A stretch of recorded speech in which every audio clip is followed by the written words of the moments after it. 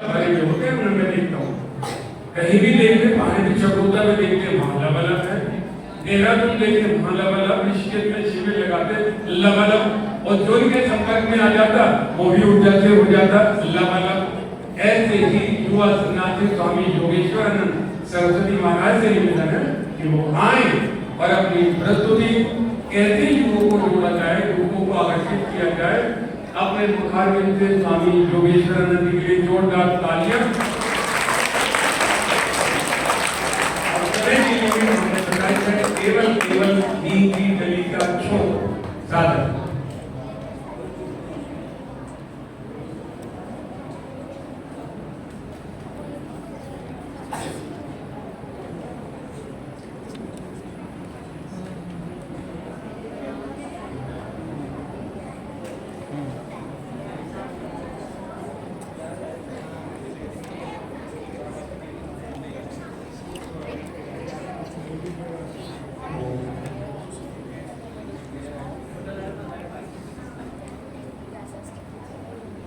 कमर सीधी करके बैठेंगे और पवित्र गायत्री मंत्र का जप करेंगे, आंखें बंद करेंगे, ठीक है। ऐसे दोनों हाथ ध्यान मुद्रा में।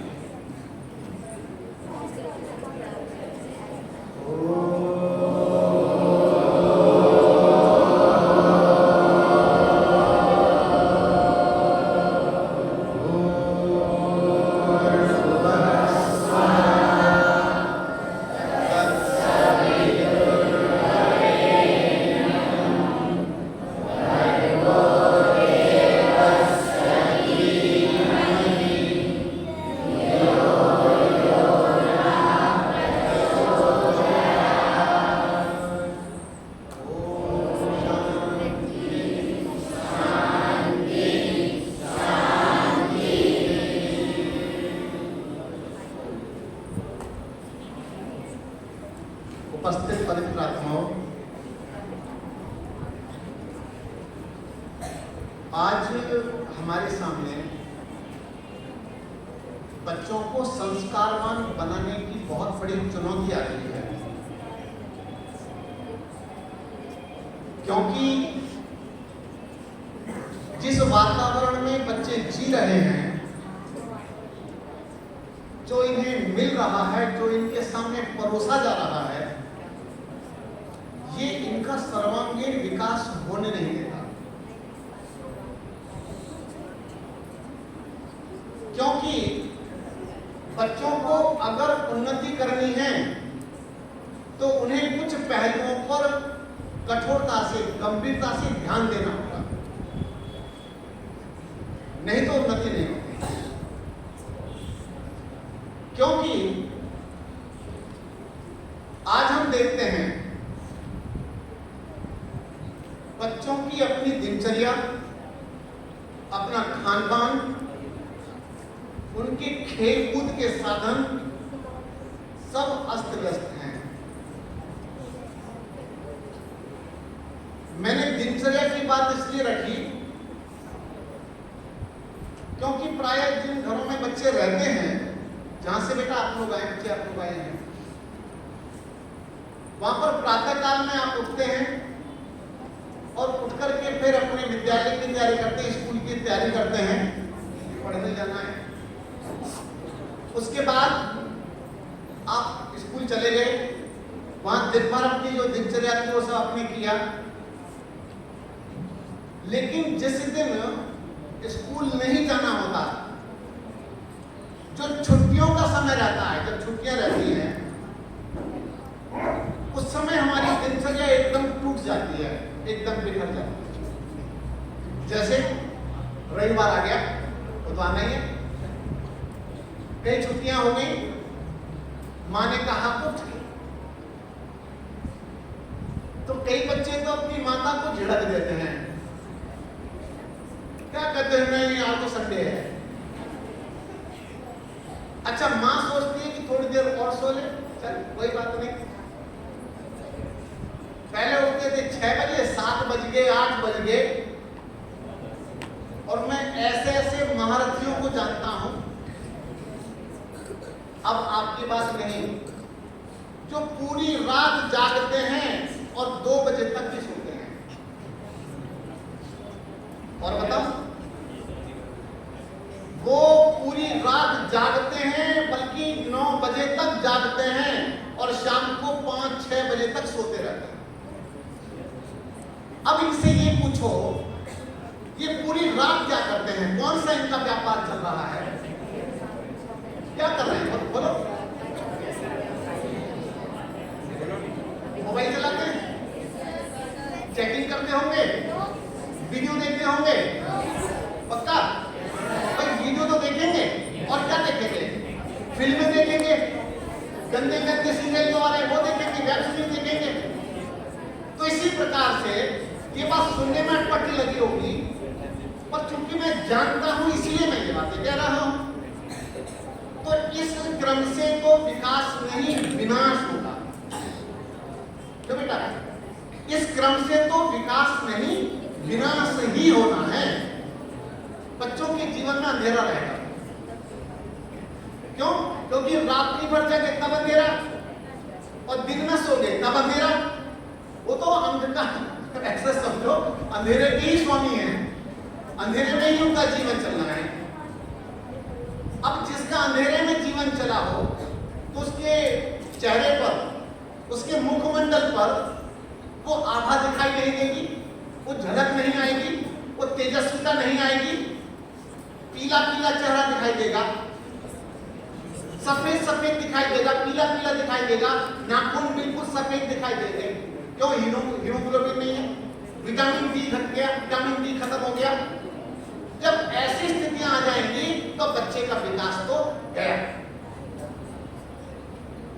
इसी प्रकार से आप देखते हैं कि आज हमारे बच्चों का खान पान भी गया। खान पान के विषय में तो स्थिति इतनी खराब हो गई है कि जब हमारा एक समय था तो मां प्रातः काल में भोजन बनाया कर, प्रातः काल में, दोपहर में नहीं, प्रातः काल में भोजन बनता था, 9-10 बजे भोजन कर लिया करते। शाम के समय वो 5 बजे के लगभग, 5-6 बजे फिर भोजन हो जाया करता। दिन में कभी अवसर हुआ तरबूज वाला बेचने आ गया तरबूज, तो तरबूज खा लिया। लेकिन आजकल तो स्थिति इतनी खराब है कि दुनिया भर के तो पैकेट आ गए हैं, ये पैकेट्स। उन पैकेट्स में कितने कितने एसेंस डालकर के पैकेट्स को बनाया गया है, और वो अगर मिल गया खाने के लिए तो बच्चे को तो सोचो भगवान मिल गए, और कुरकुरे मिल गए, चिप्स मिल गए, ये दुनिया भर की उटपटांग चीजें खाने को मिल गई। हाँ, बच्चा चबाता जा रहा है और वो बढ़िया बढ़िया जो उसका स्वाद आ रहा है ना, अरे क्या कहना। ये जो ठेले पर स्कूल के सामने लेके खड़े होते हैं ना रंग बिरंगी गोलियां, और ये चीज पैकेट लेकर के खड़े होते हैं, ये सब आपके लिए नुकसानदायक है, सब हानिकारक है, किसी काम के लिए। देखो, अभी कहते हैं कि वैदिक रीति से, वैदिक ढंग से, वैदिक मत की ओर, वैदिक विचारधारा की ओर बच्चे कैसे लौट जाएं, इनका विकास कैसे हो। तो मैं ये समझता हूं कि अगर अपना विकास करना है तो विकास करने का एक स्थान है, और मैं समझता हूं वो है गुरुकुल। गुरुकुल क्योंकि गुरुकुल में होता है सर्वांगीण विकास। मैं भी प्रभात आश्रम गया था, 5-6 दिन हो गए मुझे, 5 दिन हो गए। प्रभात आश्रम में धनुर्विद्या का अभ्यास चल रहा था। इतनी दूर खड़े होकर के बच्चे इतनी दूर लक्ष्य भेद रहे थे, धनुर्विद्या का अभ्यास कर रहे थे। तो यानी कि धनुर्विद्या उनको सिखाई जा रही है, उन बच्चों को तलवारें सिखाई जाती हैं, उन बच्चों को गन चलानी सिखाई जाती है, उन बच्चों को सभी प्रकार के अभ्यास करवाने सिखाए जाते हैं, ताकि हमारा बच्चा किसी प्रकार से दुर्बल न रहे। लेकिन ऐसा बच्चा नहीं बनाया जाता कि जहां जो बच्चा बिल्ली सामने से निकल गई, बच्चे का तो हालत खराब हो गई। कुत्ता रास्ते में बैठा है, कुत्ते ने अगर यूं देख लिया तो बच्चे की हवा खराब हो जानी है, और कुत्ता रास्ता नहीं बदलेगा, बच्चा रास्ता बदल के दूसरे रास्ते से गली से निकल के जाएगा कि मैं इधर से जाता ही नहीं, क्यों मुसीबत पड़ गई। तो लेकिन गुरुकुल में जिस प्रकार का विकास होता है तो बच्चों को यहाँ पर योद्धा बनाया जाता है। तो मैं बच्चों आपसे भी कहता हूँ, अपने माता पिता से निवेदन करना, बेटियों से भी कहता हूँ कि हमें गुरुकुल में पढ़ना है। बात समझ में आ रही मेरी? आपको गुरुकुल में पढ़ना है। बच्चे आपसे भी कहता हूँ, क्योंकि लड़कों के गुरुकुल में तो वो इधर बैठे, जरा खड़े होना भैया, बेटा आपको खड़े हो, एक छोटा सा बच्चा बैठ गया। तो इसी प्रकार से गुरुकुल में पढ़ना है। अब ये ऐसा नहीं कि आप लोग अच्छे नहीं हैं, लेकिन आप अच्छे हैं, लेकिन बहुत अच्छा बनने के लिए गुरुकुल जाना पड़ता है।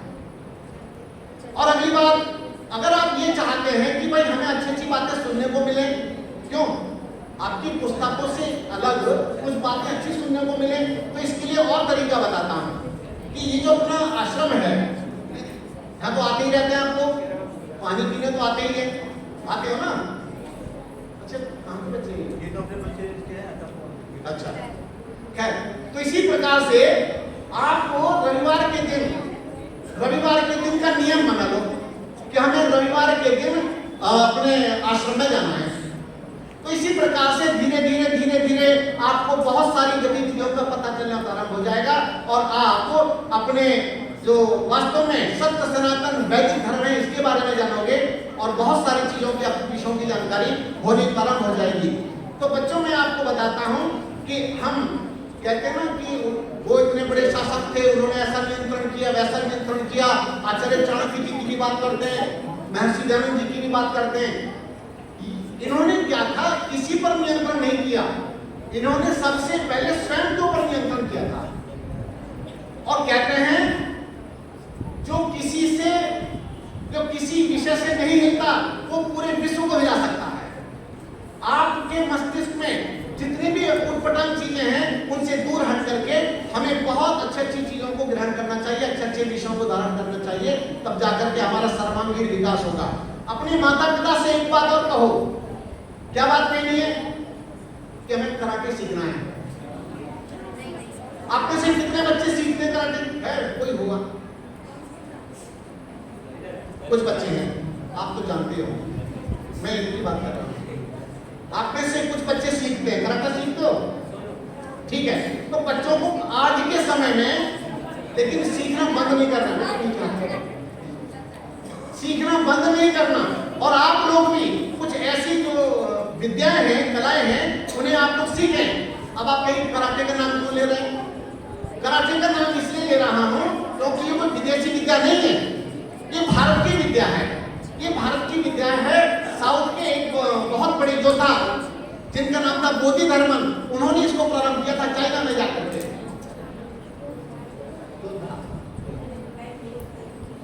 तो इसी प्रकार से हम लोगों को ध्यान देना होगा कि आपको पूरी तरह से तैयार होना है, क्योंकि आगे जो आने वाला समय है उसमें तुम्हारे कराटे, तुम्हारी लाठी, तुम्हारा त्रिशूल, तुम्हारे भाले की बहुत आवश्यकता पड़ने वाली है, बहुत आवश्यकता पड़ने वाली है। और मैं बड़े लोगों से एक बात कहना चाहता हूं, बात तो कड़वी लगेगी, आप अपने बच्चों के विवाह सही समय पर करें, कृपा करके।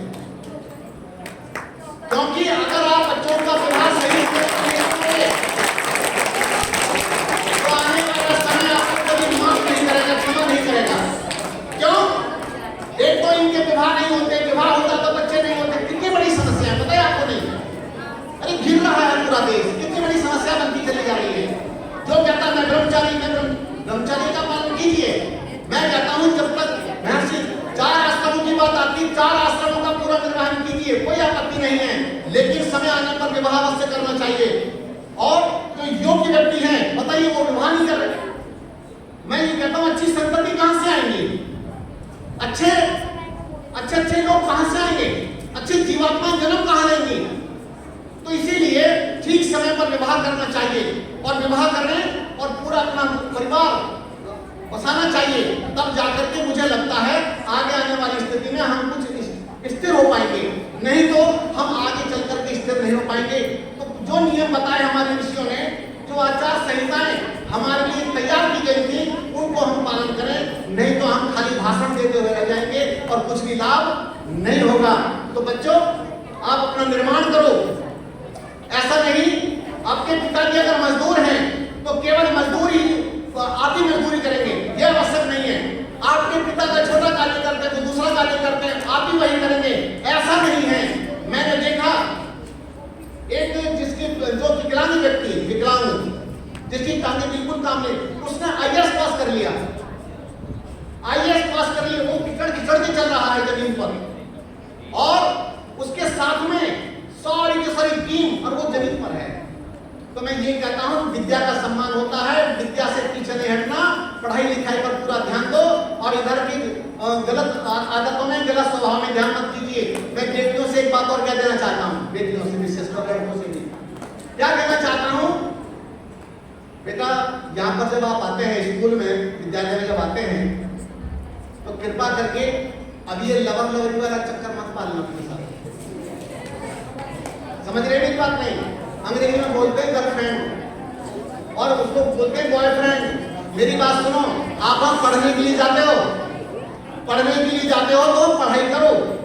अगर आज अभी से इस चक्कर में फंस गए तो जानते हो क्या होगा, तुम्हारे गले में रस्सी भर पड़ जाएंगी और तुम किसी काम के नहीं रहने वाले। तो ये अभी इस चक्कर में फंसने का समय नहीं है। आपसे मैं प्रार्थना ही कर सकता हूँ, समझना आपको है, ठीक है? अभी उस चक्कर में बिल्कुल नहीं उलझना कि ये मेरा बॉयफ्रेंड है, ये मेरी गर्लफ्रेंड है। ये इतना बड़ा कलंक है समाज में, इतना बड़ा कलंक है, इसने बहुत बुरा हाल कर दिया है।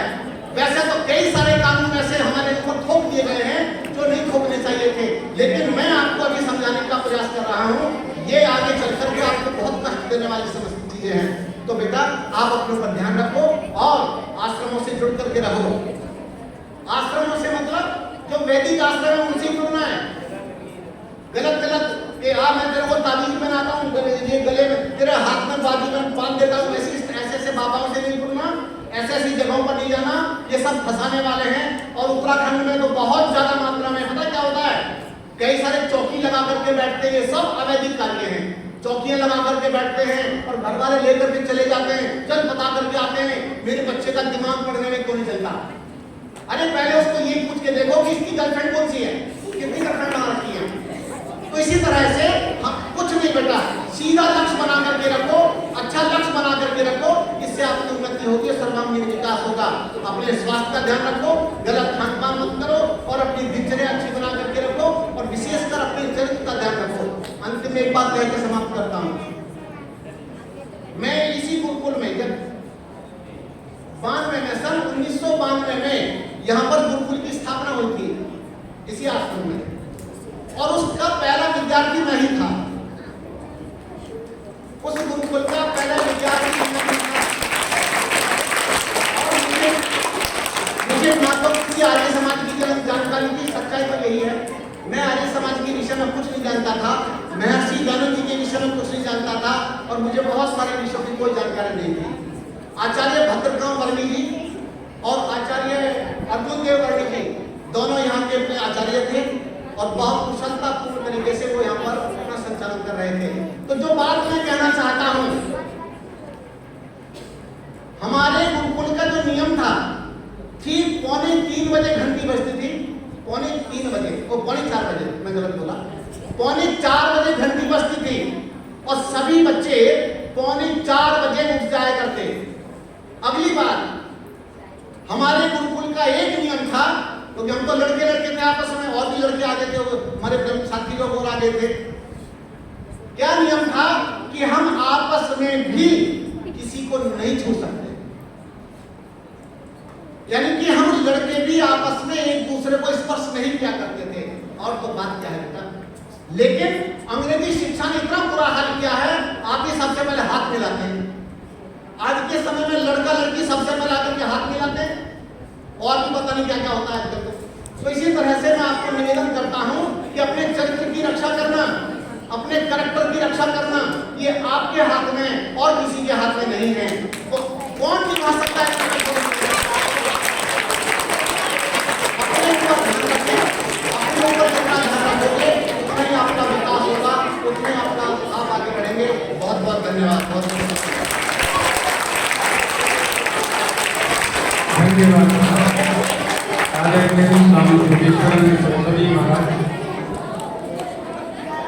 स्वामी जी के कहे हुए एक एक शब्द अनमोल है।